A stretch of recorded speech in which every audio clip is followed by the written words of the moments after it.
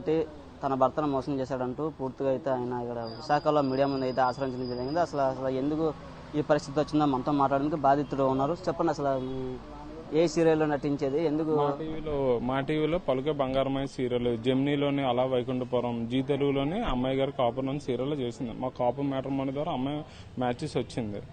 అమ్మాయి film maker Satyanand గారు student అని చెప్పారు. వాళ్ళ మదర్ అమ్మాయికి ఎటువంటి ఫ్రెండ్ సర్కిల్ లేదు, అమ్మాయి మంచిదే, గుడ్, అమ్మాయి ఎటువంటి హ్యాబిట్స్ లేవు, అందరిలాగా డ్రింక్ చేసి అలవాటు లేదు, అమ్మాయికి ఎటువంటి ఇల్లీగల్ అఫైర్స్ ఏం లేవు, మొత్తం అన్ని చెప్పి మా పెద్దలు కుదుర్చుకున్న సంబంధం బట్టి మేము చేసుకున్న అమ్మాయి నచ్చి, అమ్మాయికి నేను కూడా నచ్చి, ఎటువంటి కట్నాలు కానుకలు తీసుకుంటే సొంతంగా మా సొంత డబ్బులతో మేమే పెళ్లి చేసుకున్నాం. గ్రాండ్ గా రైల్వే న్యూ కాలనీ సౌర్యంలో మేము పెళ్లి చేసుకున్నాం. పెళ్లి చేసి సెప్టెంబర్ 6th 2023లో మాకు మ్యారేజ్ అయ్యింది. మ్యారేజ్ అయిన తర్వాత అమ్మాయి వీక్ ఒకసారి వెళ్ళి వచ్చేది. తను మాతో ఉండేది అయితే 15 days ఉన్నది. అక్టోబర్ 7th మేము హైదరాబాద్ వెళ్ళాం. అమ్మాయి నేను వాళ్ళ బ్రదర్ వెళ్తే అమ్మాయి ఆ రోజు ఆన్ డే నైట్ అమ్మాయి డ్రింక్ చేస్తూ ఉంది. చూసి నేను అడగడం జరిగింది, ఏంటి నీకు అలవట్లేదన్నా, మీ మదర్ ఏంటి వెళ్ళాలి అంటే అవన్నీ అనవసరం, ఇక్కడ ఎలాగ ఉండాలని చెప్పింది. చెప్పిన తర్వాత నేను నచ్చలేక నేను వచ్చాను.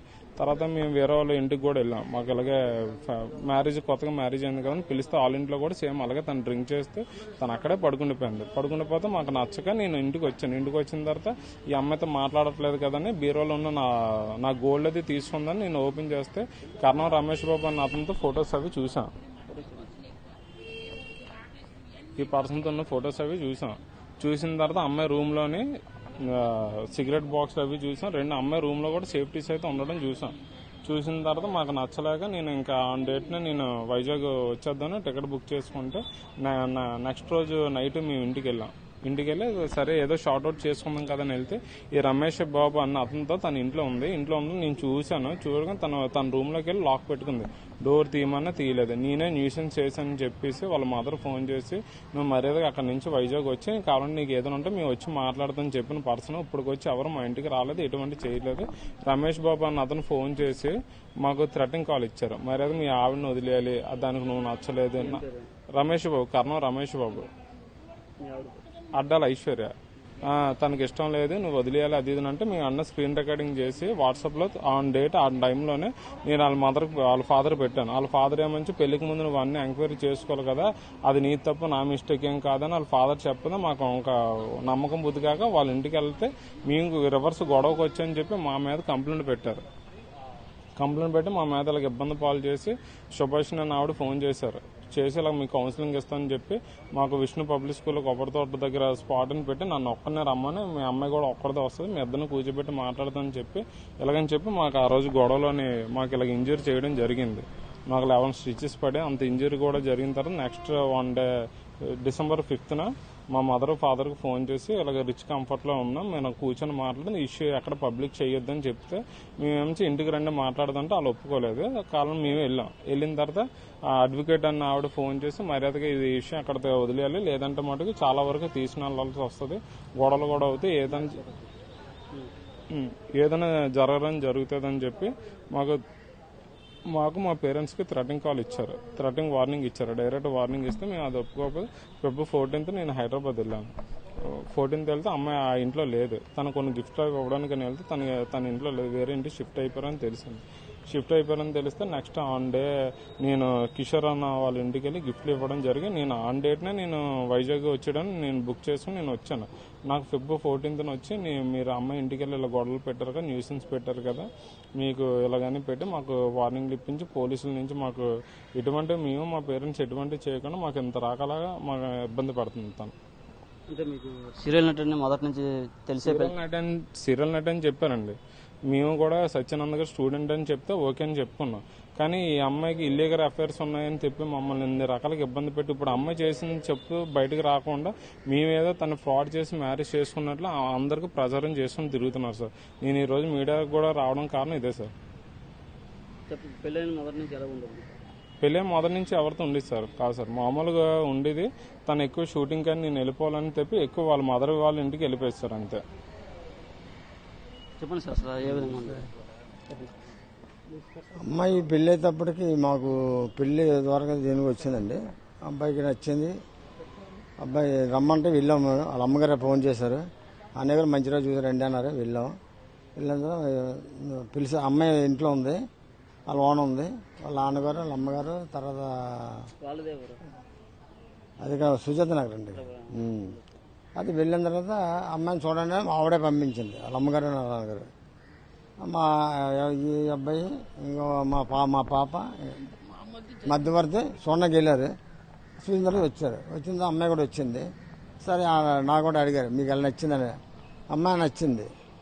అడిగా మా కట్నం కావాలంటే అయ్యటమే లేవన్నారు. సరే నా కట్నం కావాలి వద్దులే, మనకి నచ్చింది కదా, మేము అది ఒకటో పిండి. తర్వాత వాళ్ళు ఏం చెప్పారండి, వాళ్ళ అమ్మగారు, అన్నయ్య గారు వదిన గారు మీకు మాకు కలుగుతండి, మీ చుట్టాలు మీరొద్దు, మా చుట్టాలు మా వద్దు, మీరు మేము మీరే నలుగురు చాలు, చుట్టాల మందులు వస్తా భోజనానికి వస్తారు అన్నది. అదేంటమ్మా నాకు చుట్టుపక్కల ఈ ఊరు, మా ఊరు ఇది 10 గ్రామాలు ఉన్నాయి, 10 గ్రామాలు చెప్పుకో బాగోదు నాకు పొరపోదు, లేదంటే వేస్ట్ అండి అన్నది.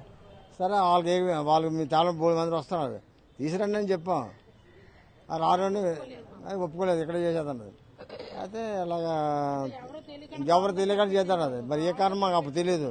అబ్బాయి నచ్చింది కదా అన్నాడు కానీ మేము ఇక్కడ బెండేవండి, ఎవరు చెప్పొద్దు అన్నారు. కారణం ఏంటో నాకు తెలియదు.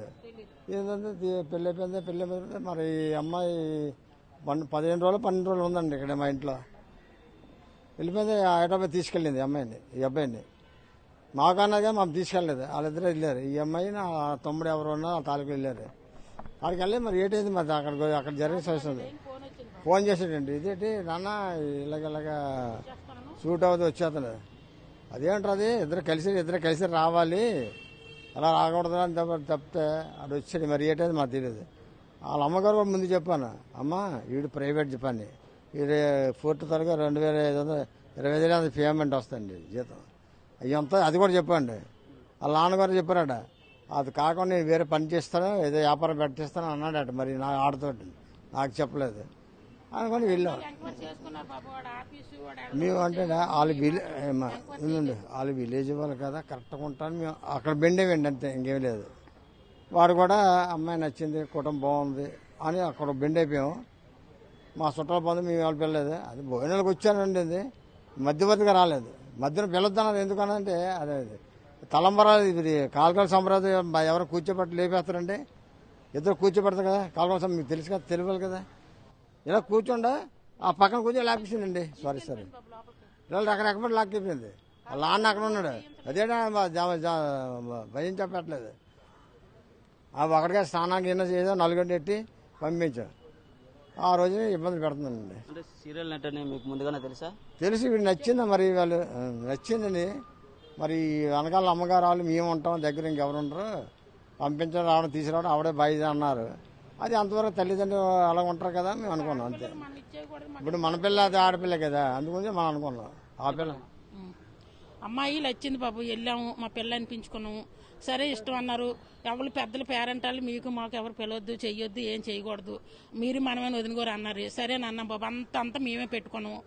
రూపాయి కూడా ఆవిడ ఎట్టలేదు బాబు, తమలపాకు కూడా తేలేదు, అన్నీ నేనే పెట్టుకుని పెళ్లి చేసుకున్నాను. పిల్ల మాకు నచ్చింది, పిల్లడికి అది వాళ్ళ డబ్బు అంటూ పోతుందని మా ఆయన నేను ఒప్పుకొని చేసుకుని, మా పెద్దలు మా పేరెంట్ మా చుట్టాల బంధువులకి ఎవరికి పిలవద్దని ఆవిడ రావడం మమ్మల్ని తీసుకెళ్ళడం ఇలాగేను బాబు. కానీ ఇవిడ అంత మోసం చేస్తుందని మేము అనుకోలేదు బాబు. నా కొడుక్కి మాకు న్యాయం జరగాలని మేము అనుకుంటున్నాం బాబు. ఎటువంటి న్యాయం? పోలీస్ కంప్లైంట్ ఏమైనా ఇచ్చారా? పోలీస్ కంప్లైంట్ వాళ్ళు ఇచ్చారు బాబు, ఇచ్చారు, మమ్మల్ని లాగారు, అన్ని చేశారు. సరే పోలీస్ కంప్లైంట్ ఇచ్చిన మా పిల్ల మాకు కావాలని నేను 4 పెద్ద మనుషులు తీసుకుని వెళ్తే నా ఎదుట నా కొడుకు నాన్న తిట్టి నేను కాలు పట్టుకున్నాడు. కాలు పట్టుకుంటే నన్ను గుండెల మీద తన్నింది బాబు. తన్నే ఓర్చామండి, కానీ పిల్ల మాకు వస్తుంది కాదండి ఎక్కడను. ఆయన ఇంకా లేదండి, నేను పోను అన్నీ మేము వరకట్లను తెమ్మన్నట్టుగా ఇంకా మేము నోకు దొరకలేదని మాకు మేధాలు కంప్లీట్ ఇచ్చారు బాబు. ఇచ్చి మమ్మల్ని వీళ్ళకి ఈదులకు నాగుతున్నారు. మా వయసు అయిపోయింది, మేము ఏమి వస్తామని మాకు న్యాయం జరగాలని మేము అనుకుంటాం. ఏ విధంగా న్యాయం కోరుతున్నారు అసలు? మీకు న్యాయపద్ధతి కూడా మాకు ఎవరికి ఇబ్బంది, వాళ్ళు పద్ధతిగా మేము ఇబ్బంది పడతాం. ఒక న్యాయపద్ధతి చేయండి. మీరు అంతకే డౌట్ ఉంటుంది సార్, మీరు మా ఏరియా చూడండి, ఎవరు ఎంక్వైరీ చేయండి, ఎవరి ద్వారా ఎంక్వైరీ చేయండి. న్యూకాల్ రెవెన్యూ న్యూకాల్ నేషనల్ గ్యాస్ కంపెనీ ఏరియాలో మీరు ఎక్కడైనా ఎంక్వైరీ చేయండి, ఎంక్వైరీ చేయండి.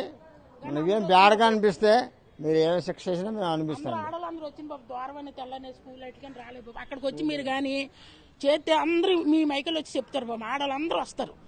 మేము ఎలాగొన్నాం, మేము మా పద్ధతి ఏంటి మీకు చెప్తారు బాబు, మీరు అప్పుడు నమ్ముతారు. అది మేము చెప్పింది నేను మా పిల్లడి కోసం చెప్పాము, మీరు అనుకోవద్దు. మీరు వచ్చి అక్కడ ఎంక్వైరీ చేయండి, మేము ఎటువంటి వాళ్ళము. ఎంక్వైరీ చేసిన తర్వాత అప్పుడు మీరు ఏ చెక్ చేసినా మేము అనిపించుతాం. అది బాబు అయితే. ఇది ఒక సీరియల్ నట్ అయితే మా అబ్బాయిని మమ్మల్ని మోసం చేసిందని ఎలా ముందుగా తెలిస్తే మేము పెళ్లి చేసుకోమని చెప్తున్న పరిస్థితి. ఇప్పటికైనా తమకైతే న్యాయం కావాలని బాధితులు కోరుతున్న పరిస్థితి. వీడియో జర్నలిస్ట్ సాగర్తో నాయుడు, RTV విశాఖ నుంచి. మరిన్ని వీడియోస్ కోసం ఛానల్ ని సబ్స్క్రైబ్ చేయండి, లేటెస్ట్ అప్డేట్స్ కోసం వాట్సాప్ ఛానల్ ని ఫాలో చేయండి అండ్ లింక్ డిస్క్రిప్షన్ లో ఉంది.